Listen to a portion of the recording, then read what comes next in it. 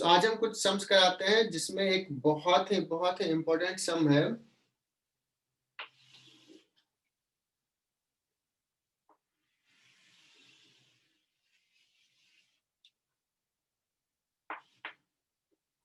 बच्चों एक रिंग है और स्मूथ टेबल पे रखा हुआ है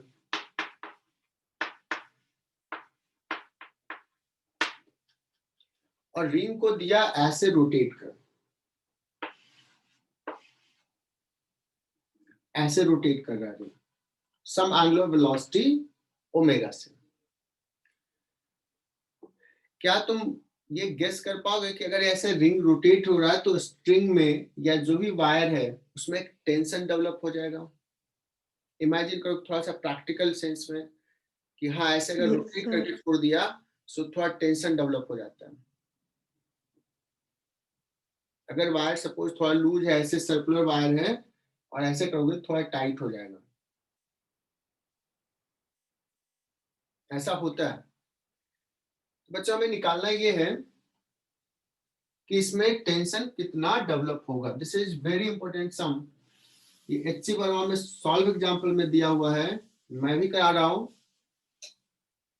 इसको स्टार मार्क कर लेना।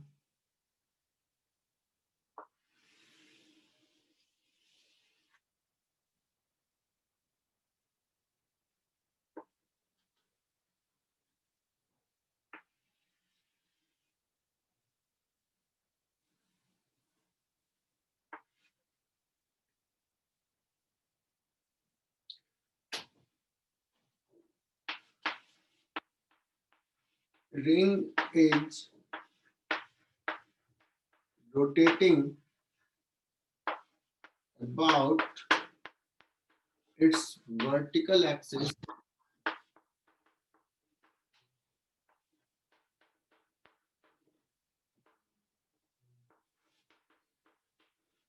find tension develop in the ring।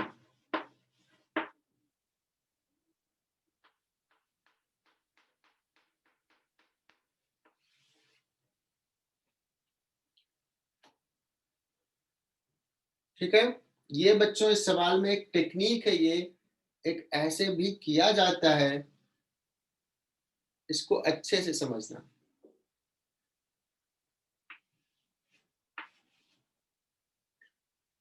क्या करते हैं, मैं इस पे ना छोटा सा एलिमेंट लेता हूँ, बहुत छोटा सा, लेकिन इतना छोटा सा एलिमेंट लूंगा तो दिखाऊंगा तो समझ में नहीं आएगा, तो मैं दिखाने के लिए थोड़ा बड़ा दिखा रहा हूं। Let's consider this element. कौन सा? ये पार्ट।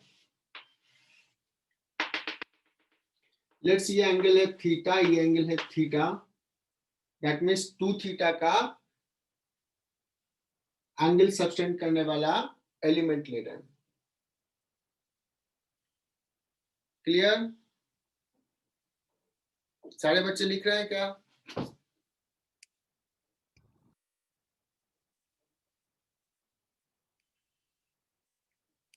आज बच्चे भी कम है।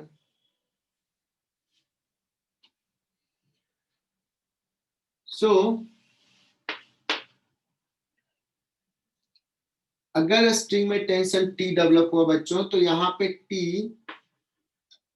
किधर लगेगा? T इधर लगेगा, यहाँ पे T इधर लगेगा।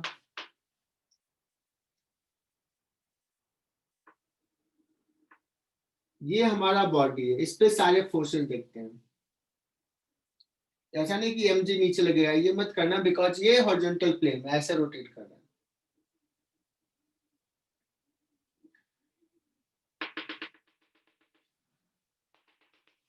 इस एलिमेंट पे यही दो फोर्स है,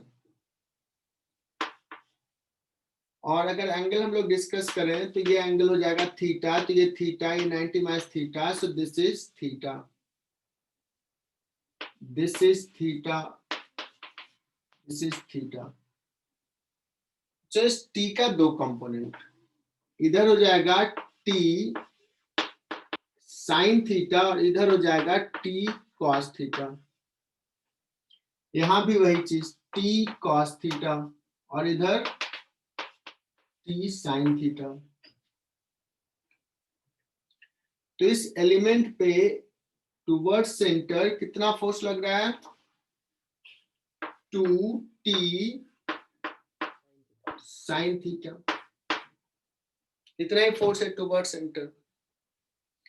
और ये एलिमेंट एंगुलर वेलोसिटी ओमेगा से सर्कुलर पाथ पे रोटेट कर रहा है। इसको कितना सेंट्रीपिटल फोर्स रिक्वायर्ड है? Mass of the element omega square into radius. क्या ये इक्वेशन सबको समझ में आया? प्रेम डालवी,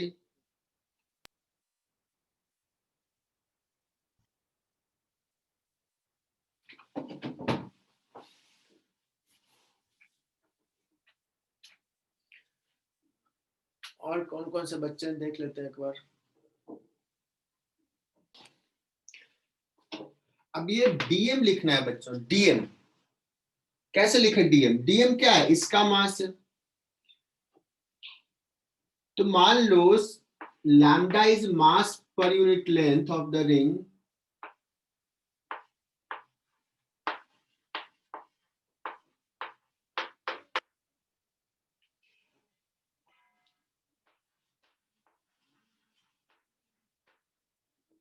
lambda is mass per unit length. तो इसका लेंथ कितना है? ये आर्क लेंथ कितना होगा? आर्क लेंथ हो जाएगा L equal to 2r sin theta into R, होता है ना। थीटा इजकल टू क्या होता है? L by R. Arc length equal to R into theta, isn't it? हाँ सर, हाँ सर। थीटा कितना है? 2 थीटा इंटू आर, ये हो गया लेंथ। लैम्डा हो गया यूनिट लेंथ का मास, तो टोटल मास इतना हो जाएगा।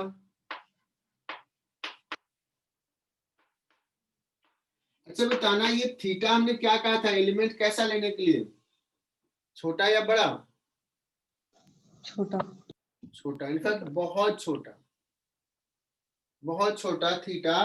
तो साइन थीटा क्या हो जाएगा? अगर थीटा बहुत छोटा होता है सर्वेश, साइन थीटा को थीटा लिखते हैं।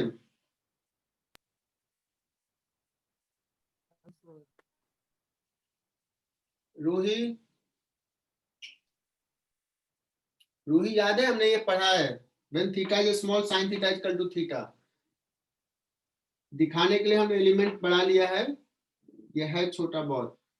तो देखो यहां से थीटा थीटा गया, t इक्वल टू क्या आ गया? Lambda omega square R square.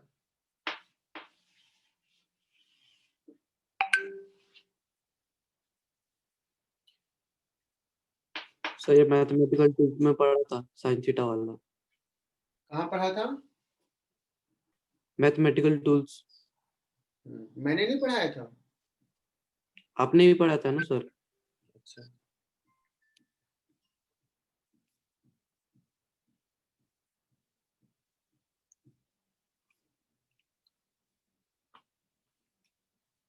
सो ये क्लियर हो गया। अगर मान लो इस लैम्डा का वैल्यू पुट करना है यहाँ पे।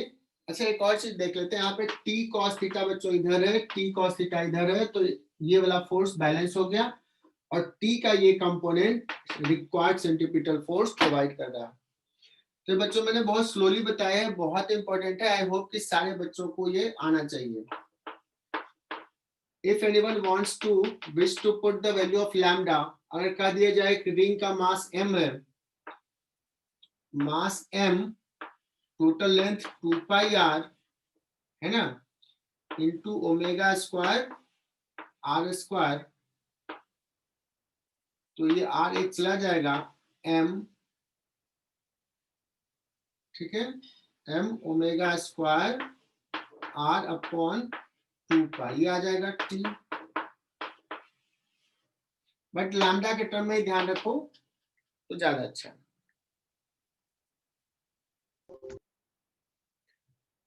नेक्स्ट सवाल लिखते हैं।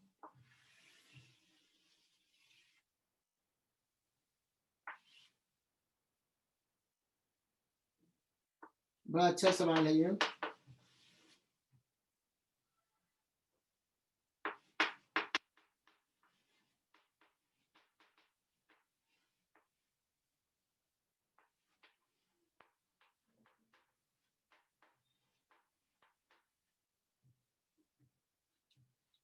जो एक रिंग है जिसका कुछ थिकनेस है ना, और इस थिकनेस को, इस रिंग को फिक्स कर दिया है on a smooth table, smooth horizontal table, और यहाँ पे एक ब्लॉक है, छोटा सा block, small M mass, it is given a velocity v naught towards tangential direction. तो ये इनर वॉल को टच कर रहा है, ये क्या होगा, सीधे जा पाएगा नहीं, so it will move in circular path. क्या ये समझ में आया कैसा है ये क्वेश्चंस? एक रिंग या कह सकते हो सिलेंडर रख दो, ऐसे फिक्स कर दो, हॉरिजॉन्टल सरफेस स्मूथ है और ये टच कर रहा वॉल को, इसको वेलोसिटी दे दिया v नॉट, सो ये टच करते हुए सर्कुलर पाथ में मूव करेगा। Clear? Yes, sir. The coefficient of friction between the block and the ring is mu. Between block and inner surface of the ring.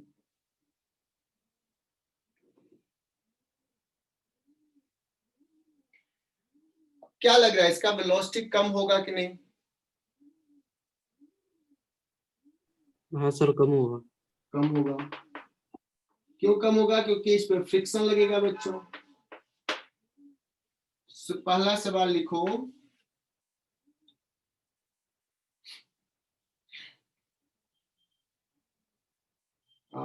ये सवाल में लिख देते हैं, इट्स वेलोसिटी या speed decreases with time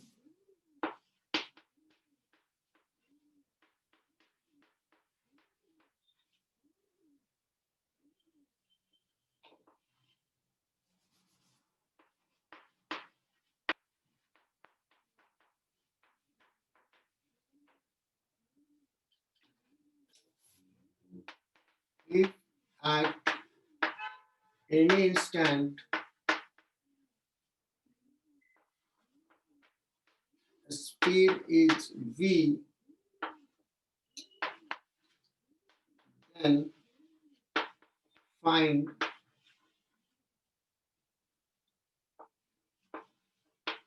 normal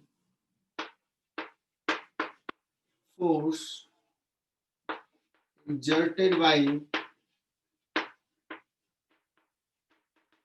ring on the block। बहुत ही आसान सा सवाल, इसका रेडियस है r,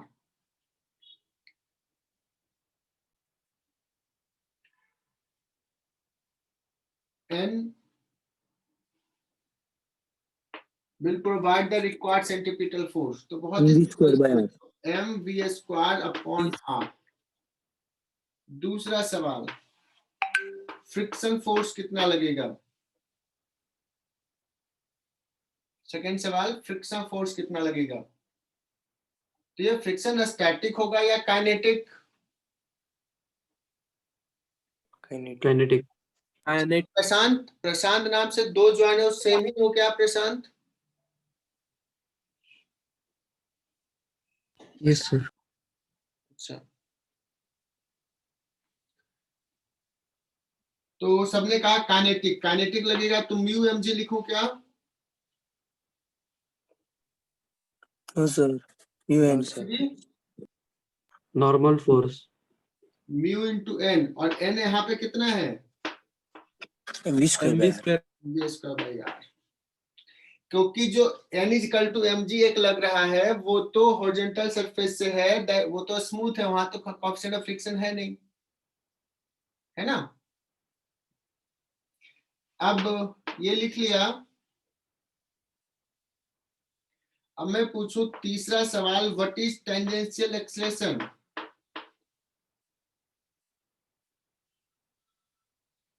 तो वैसे टेंजेंशियल एक्सेलरेशन कितना होगा, जो फोर्स लग रहा है फ्रिक्शन डिवाइड बाय मास,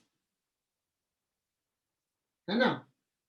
लेकिन वेलोसिटी के अपोजिट है तो माइनस साइन लिखूंगा, mu v² divide by r। सही लिखा क्या? Yes sir.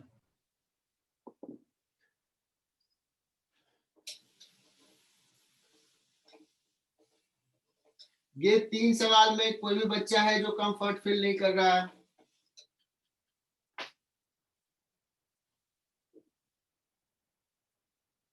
सारे बच्चे को समझ में आ रहा है। अब AT क्या होता है? dv/dt होता है बच्चों, rate of change of speed.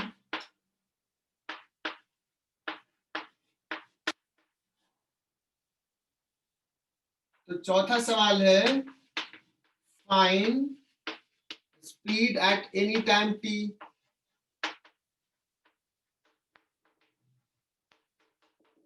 तुमने AT लिखा है, इसको ऐसे लिख दोगे, उसके बाद क्या करना है तुम्हें समझ में आ रहा होगा। v² को इधर ले आते हैं, एक टाइप के वेरिएबल को एक side. Find speed at any time t।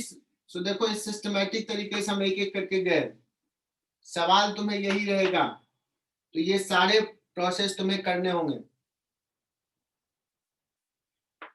1/v² का किसी को आता है इंटीग्रेशन तो निकाल लो, मुझे तो लगता है -1/v होता है इसका इंटीग्रेशन।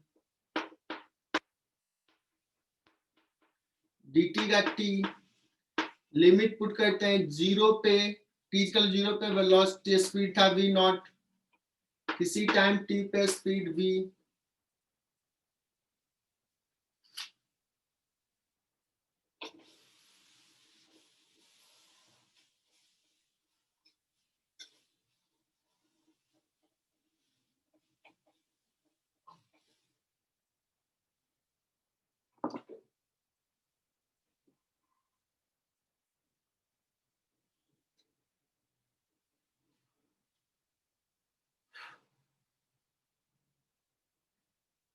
तो ये कर पुट कर लो 1/v,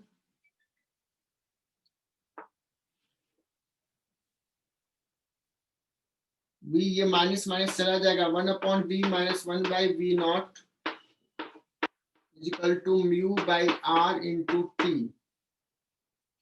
1/v = 1/v0 plus μ/r into t।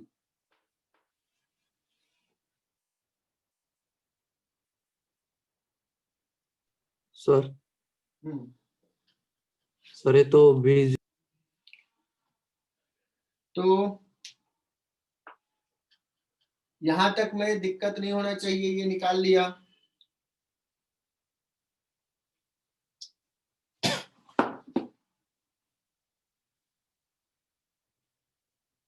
इसको मिटा दूं? हाँ सर। हाँ सर। इसको भी स्टार मार्क कर लेना, this is also very good some.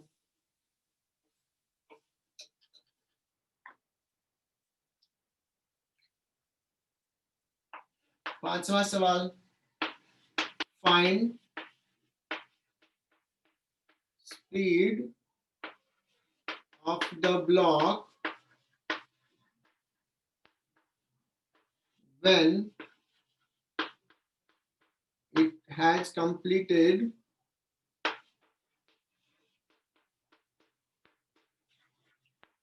one revolution।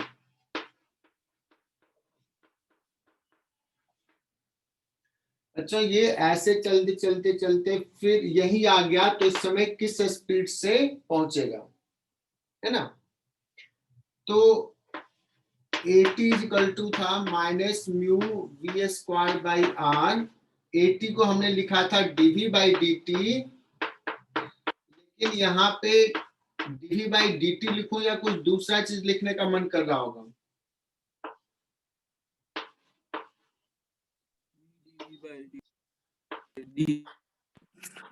dv by बच्चों ये dv by dt है, rate of change of speed है, ये वेलोसिटी नहीं है, 2d है, डायरेक्शन चेंज हो रहा है तो स्पीड है। तो यहाँ भी s जो है वो डिस्टेंस ट्रेवल है, ds नॉट डिस्प्लेसमेंट।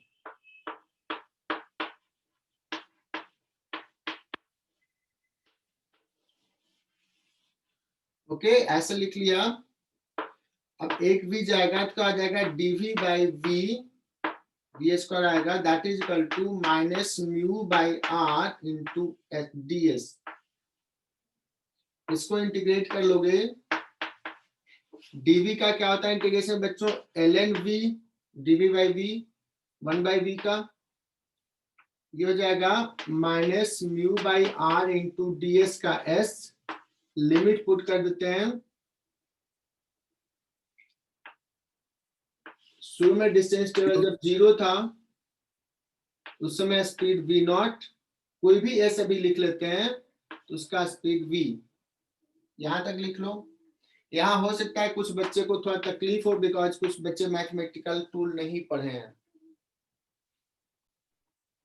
बच्चों अभी जो सॉल्व कर रहे थे उसमें क्या आया था, उसको मिटा दिया, ln v, इसको कंप्लीट कर लेना, v not, sorry v not, कोई भी डिस्टेंस चला है तो v, और ये था minus mu by r s, s से 0 टू s था, यहाँ पे ln v upon v not,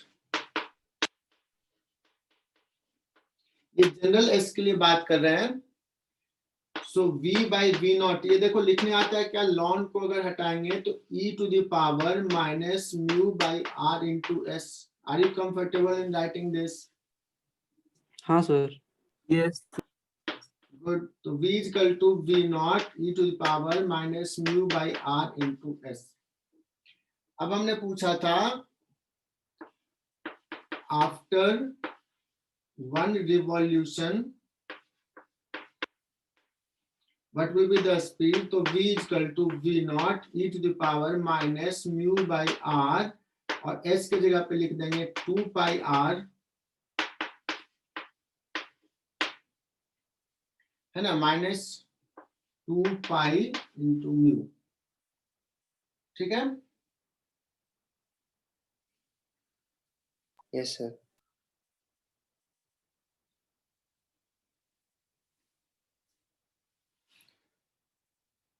और ये ना ये चलते रहेगा चलते रहेगा। जैसे देखो अगर v नॉट 0 कब होगा, कितना रिवॉल्यूशंस करेगा, तो ऐसे प्रैक्टिकली कहेंगे इनफाइनाइट करेगा। कहोगे ऐसा क्यों? क्योंकि जैसे जैसे स्पीड कम हो रहा है ना, वैसे वैसे उस पे फ्रिक्शन फोर्स का भी मैग्नीट्यूड कम हो रहा है, बिकॉज n v से ही प्रोपोर्शनल, v स्क्वायर के प्रोपोर्शनल है, तो एक्सेलरेशन भी कम होते जा रहा है। सो उसका वेलोसिटी 0 होने में इनफाइनाइट टाइम लगेगा, बिकॉज जो हमने एक्सप्रेशन आया था 1 by V equal to 1 by V naught plus mu by R into T, तो यहाँ से v लिख सकते हैं, क्या हो जाएगा बच्चों, 1 upon 1 by V naught plus mu by R into T. तो v 0 होने के लिए इसको क्या होना पड़ेगा, इनफाइनाइट, मतलब टाइम शुड बी इनफाइनाइट। तो ये कब रुकेगा, आइडियली इनफाइनाइट टाइम के बाद में रुकेगा।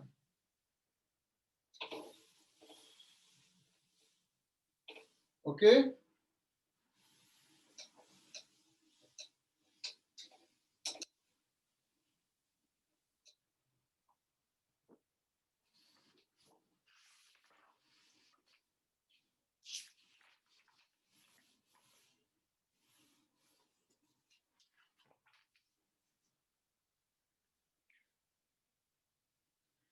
तो ये सवाल मिलता जुलता सवाल है, HCV का क्वेश्चन नंबर 27 सॉल्व कर लेना, होमवर्क रहा। चलो तो नेक्स्ट क्लास जो रहेगा डाउट सेशंस रहेगा मेरा, और बुकलेट से सीट्स कंप्लीट कर लेना है। ट्राई करना सारे सवाल, जो भी दिक्कत होगा उसमें हम लोग डिस्कस करेंगे। आगे बढ़ते हैं।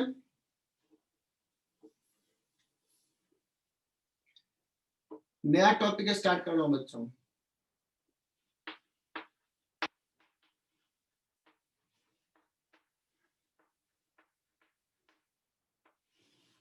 ये बड़ा टॉपिक है और बहुत ही इंपॉर्टेंट टॉपिक है। इसके बाद आएगा रोटेशंस, टफ भी है ये, ठीक है, और मैकेनिक्स में मजा आ जाएगा इस टॉपिक्स में। इसमें पढ़ना क्या क्या है सेंटर ऑफ मास टॉपिक में, तो नाम ही है सेंटर ऑफ मास। तो पहला, कोई भी बॉडी है उसका सेंटर ऑफ मास कहाँ होगा, सेंटर ऑफ मास होता क्या है, to find centre of mass. फिर पढ़ना है motion of centre of mass. फिर पढ़ना है principle of conservation of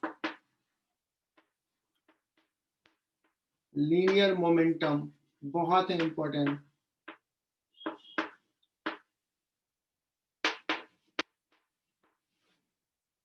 then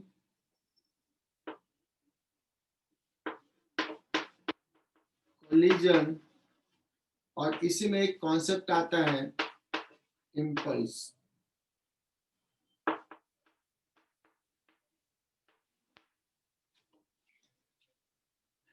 ठीक है, तो ये हमारा टॉपिक्स इस चैप्टर में कवर करेंगे। ओके बच्चों,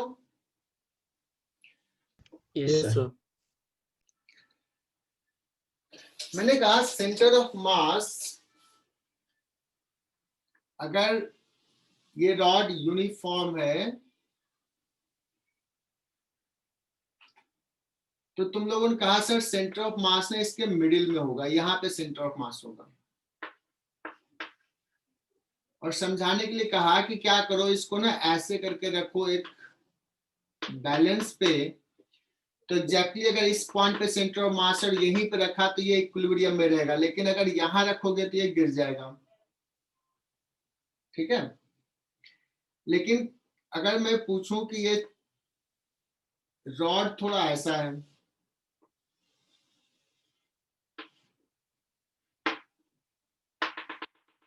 क्या सेंटर ऑफ मास यहां पे होगा पोजीशन 1 की पोजीशन 2 की पोजीशन 3?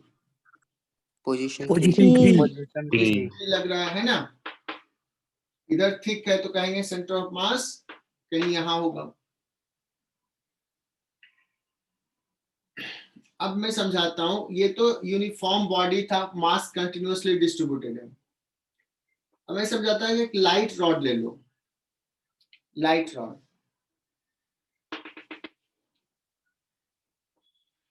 एक मास यहां पे है m और एक मास यहां पे है m, है ना।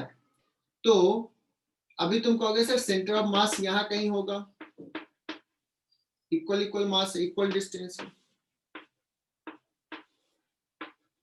मान लो एक्स एक्सिस है, इसका कोऑर्डिनेट हो गया a,0 और इसका कोऑर्डिनेट हो गया -a,0, तो सेंटर ऑफ मास तुम कहां कहोगे, मिडिल में। नाउ मैं क्या करता हूं, यहां पे 2m मास रख दिया और यहाँ पे m मास रख दिया, मतलब इसका कोऑर्डिनेट है -a,0 और इसका कोऑर्डिनेट है a,0। अगर ये 2m मास रख दिया, क्या सेंटर ऑफ मास अभी भी यहीं पे होगा क्या? No sir. मास कहीं इधर चला जाएगा, बिकॉज मास इधर चला गया, this will be the centre of मास। अब एक सवाल बड़ा अच्छा सा पूछा समर्थ ने, कि सर सेंटर ऑफ मास जो लेते हैं उसके दोनों साइड इक्वल मास होगा क्या? यहाँ पे नहीं है। नहीं है, मतलब तुम्हारा जो स्टेटमेंट था वो फॉल्स Clear हो गया। स्टेटमेंट है। समझ में आ गया? देखो एग्जांपल से, यस सर। तुम ही लोगों ने कहा ना कि यहाँ होगा सेंटर ऑफ मास। ओके, अब बताता हूं, एक और एग्जांपल लेता हूं।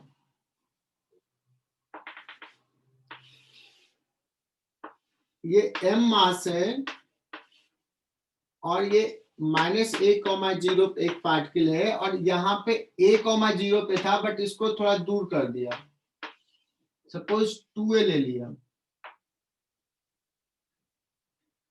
तो अगर यहां था तो सेंटर ऑफ मास यहां था, अगर हम m मास ले लिया तो क्या सेंटर ऑफ मास यहां रहेगा या थोड़ा इधर शिफ्ट हो जाएगा? राइट में शिफ्ट हो जाएगा। थोड़ा सा राइट में शिफ्ट हो जाएगा, बहुत बढ़िया, थोड़ा सा राइट में शिफ्ट हो जाएगा। This is the centre of मास। तो इतने सारे एग्जांपल से तुम्हें ये समझ में आया, जैसे यहाँ पे हमने मास बढ़ा दिया तो सेंटर ऑफ मास का पोजीशन चेंज हो गया, यहाँ पे हमने मास को दूर कर दिया तो सेंटर ऑफ मास चेंज हो गया। मतलब सेंटर ऑफ मास दो फैक्टर पे डिपेंड कर रहा है। कौन कौन सा factor? Mass length as well as Mass and, position as well as वो कितना डिस्टेंस पे रखा है, दोनों पे डिपेंड कर रहा है। Isn't it? yes, Yes. sir. Yes, है ना? sir. तो centre of mass will depend upon mass as well as its position, its distance, या कहें कि मास और इसके डिस्ट्रीब्यूशन पे सेंटर ऑफ मास डिपेंड करता है। Okay, so now we will give the definition of centre of mass, mathematical definition. ये जो था अंडरस्टैंडिंग डेवलप करने के अरे लिए लिखना था। लिखना था, सर, ये नहीं लिखना था ना? नहीं लिख लेते तो ठीक है, नहीं भी लिखा तो चलेगा। सर फुलक्रम भी बोल सकते हैं ना? क्या? डिपेंड किस पर करता है तो फुलक्रम पर भी करता है ना, फुलक्रम का पोजीशन।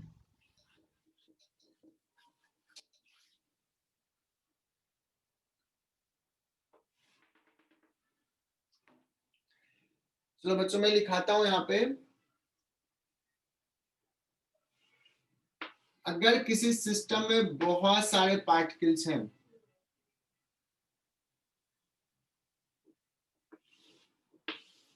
एक पार्टिकल है m1, एक पार्टिकल है m2, एक पार्टिकल है m3, इसका पोजीशन वेक्टर ले लिया r1, इसका पोजीशन वेक्टर ले लिया कुछ r2 and so on.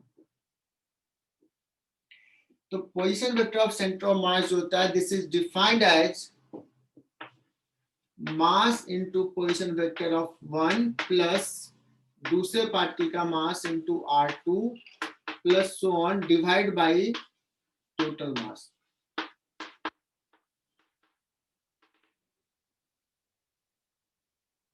Sir screen blur हो गई। No sir. हाँ सर, क्लियर है। बच्चों सेंटर ऑफ मास का पोजीशंस कैसे दिखाया? Position vector of centre of mass, कहीं सेंटर ऑफ मास सपोज यहाँ पे है तो ये पोजीशन कैसे आएगा? m1 r1 vector plus m2 r2 plus so on divide by total mass m1 plus m2 plus m3। ठीक है। इनफैक्ट जो position vector of centre of मास होगा उसका कुछ x कोऑर्डिनेट होगा xcm i cap plus ycm j cap. अभी सिर्फ xy plane ही ले रहा हूं, दैट इज इक्वल टू, यहां भी लिखेंगे बच्चों m1 r1 वेक्टर जो है उसका भी कुछ कोऑर्डिनेट होगा x1 i cap plus y1 j cap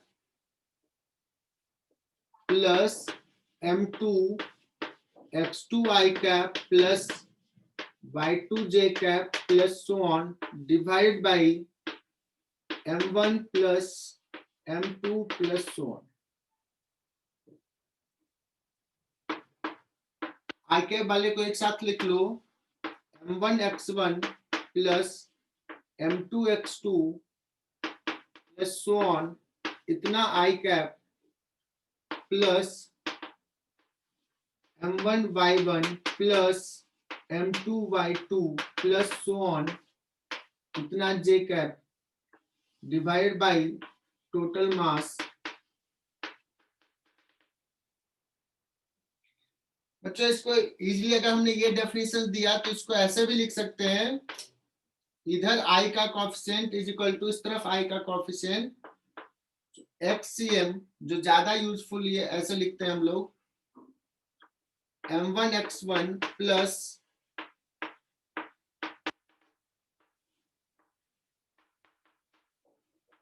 अगर मुझे सिर्फ x कोऑर्डिनेट चाहिए सेंटर ऑफ मास का तो इस फॉर्मूला से लिखेंगे, है ना। सिर्फ y कोऑर्डिनेट चाहिए सेंटर ऑफ मास का, m1y1 plus m2y2 plus so on divided by m1 plus m2 plus so on. बच्चों ये डेफिनेशन बहुत इंपॉर्टेंट है।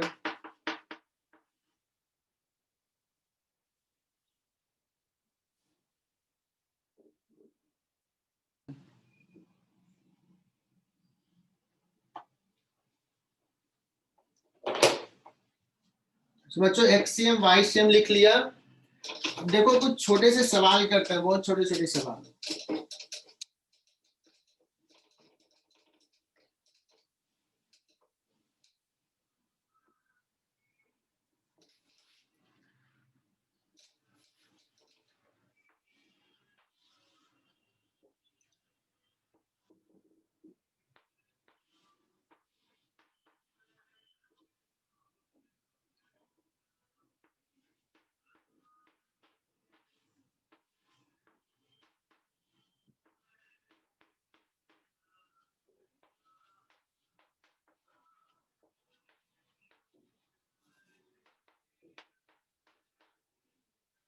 ये बच्चों 3 पार्टिकल सिस्टम है, XCM निकालना है,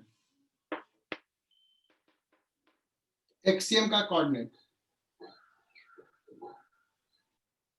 कौन सबसे पहले आंसर करता है? बहुत ही सवाल आसान है, बहुत ही आसान।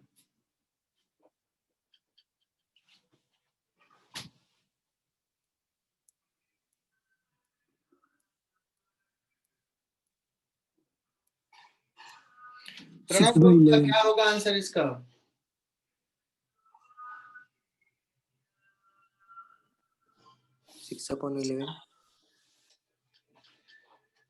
बहुत ही सिंपल सा है बच्चों, XCM लिखना है, कोई भी एक पार्टिकल ले लिया, सपोज इसको m1 कहा है, तो 2 kg इंटू इसका x कोऑर्डिनेट कितना है 2, इसका 4 m2 इंटू x कोऑर्डिनेट कितना है 3 प्लस 5 kg, x कोऑर्डिनेट कितना है बच्चों -2 डिवाइड बाई सारा मास 2 प्लस 4 प्लस 5, है ना। तो कितना हो गया, ये 4, ये 12 और ये -10, 12 - 10 2 बचा, 4 to 6, 6/11। मुझे लगता है सारे बच्चे सॉल्व कर लिया होंगे। अब ये सवाल है जो हमने एग्जांपल लिया था, समझाते समय जो मैंने एग्जांपल लिया था, ये 2m मास, ये m मास, ओरिजिन से a डिस्टेंस इधर, ये a डिस्टेंस इधर। XCM सेंटर ऑफ मास का x कोऑर्डिनेट बताना है, ये हमारा ओरिजिन है ना। तो कैसे बताओगे where is the x coordinate of the center of mass? तो हमने यहाँ पे ओरिजिन दिखा दिया बच्चों कि ये 0,0 है, ओके। तो XCM कहोगे, कोई भी एक मास ले लिया m इंटू इसका भी देखो x कोऑर्डिनेट कितना है a प्लस इसका मास है 2m, what is the x coordinate minus a divide by m plus 2m। तो यहां से बच जाएगा -m into a divide by 3m, that is equal to -a/3। That means यहां से a/3 डिस्टेंस पे होगा सेंटर ऑफ मास। बात समझ में आई? Yes sir.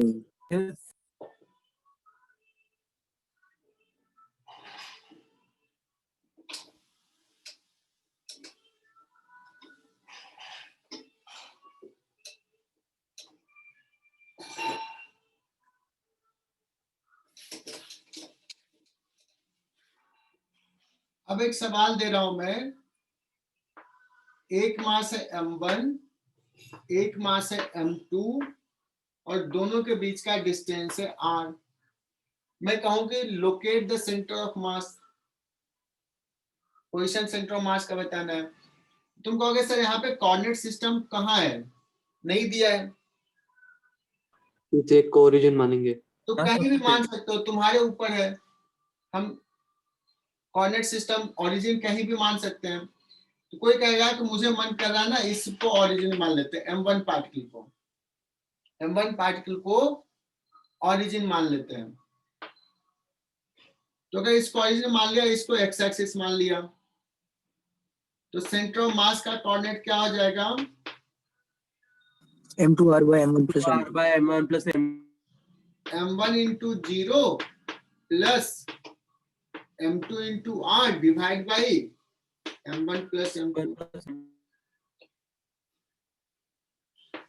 तो आ जाएगा m2 divide by m1 plus m2 into r।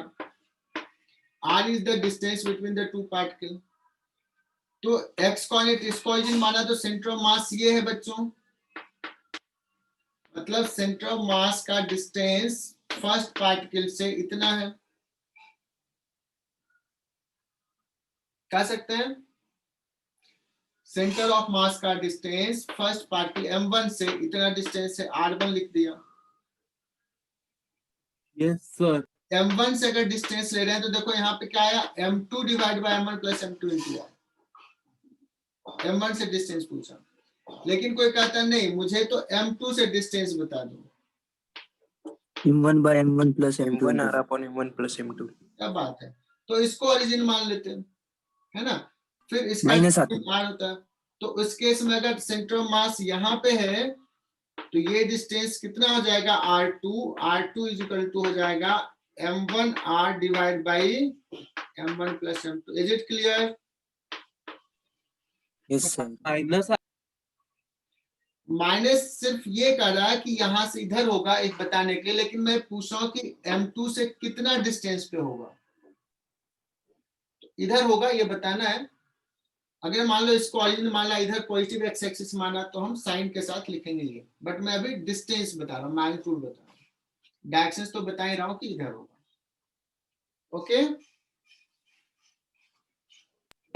तुम्हारी बात समझ गया। माइनस साइन अगर लिखना है तो माइनस साइन लिखेंगे।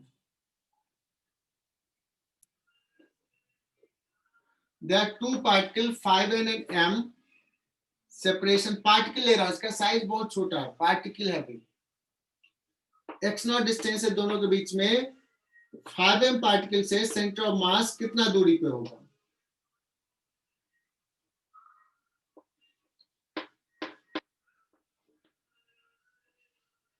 तौहीद सही, तुमसे आंसर आना चाहिए बच्चों। ये तो बहुत ही आसान सा सवाल है, इससे डिस्टेंस पूछा है तो हमने बताया था ना, इससे पूछे m2 into x0 divide by m1 plus m2।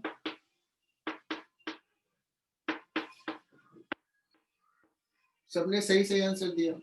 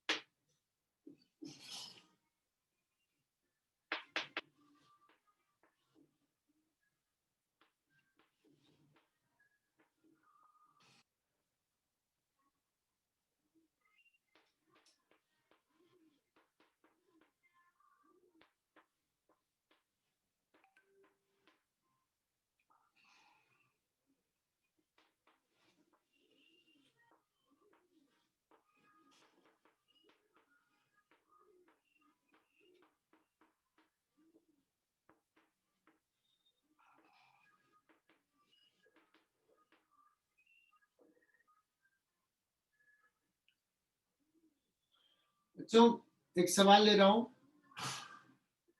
3 particle है m मास जो ओरिजिन पे रखा हुआ है, एक और मास m जो x एक्सिस पे a डिस्टेंस पे, एक मास 2m जो y एक्सिस पे a डिस्टेंस पे। 3 पार्टिकल सिस्टम है। इसका सेंटर ऑफ मास का x कोऑर्डिनेट बताना है, y कोऑर्डिनेट बताना है और सेंटर ऑफ मास का डिस्टेंस ओरिजिन से कितना है।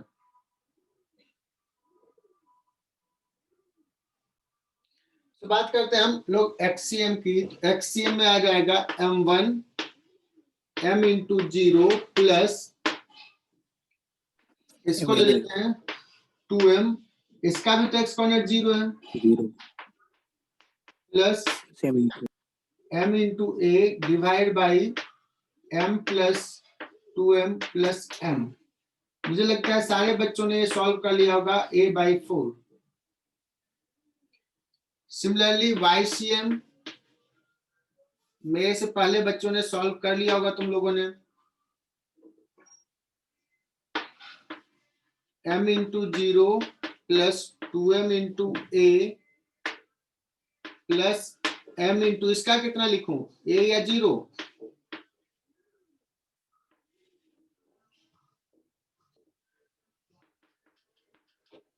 a/2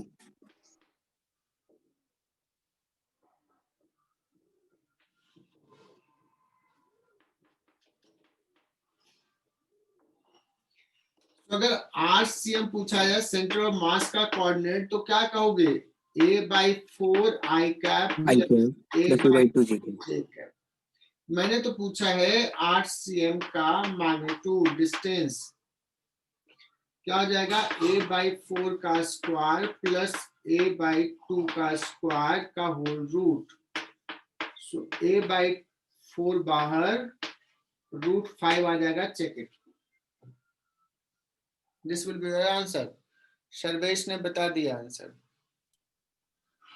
अभी तो बस स्टार्ट किया बच्चों। एक मास है m1, x1 y1 पे है, इसको शिफ्ट कर दिया किसी दूसरे पोजीशन पे x1 डैश y1 डैश पे, m2 को भी शिफ्ट कर दिया किसी दूसरे पोजीशन पे x2 डैश y2 डैश। तो पहले XCM कुछ था, कितना था, m1 x1 plus m2 x2 so on divide bye m1 plus m2 plus so on.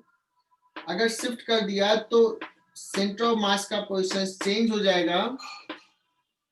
ये हो जाएगा m1 x1 dash new coordinate of x2 dash and so on divide bye,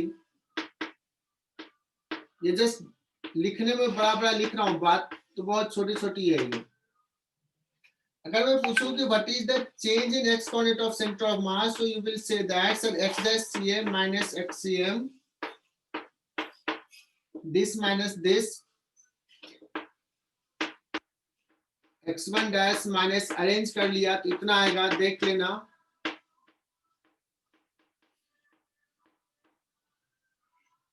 plus so on divide by total mass m1 plus m2।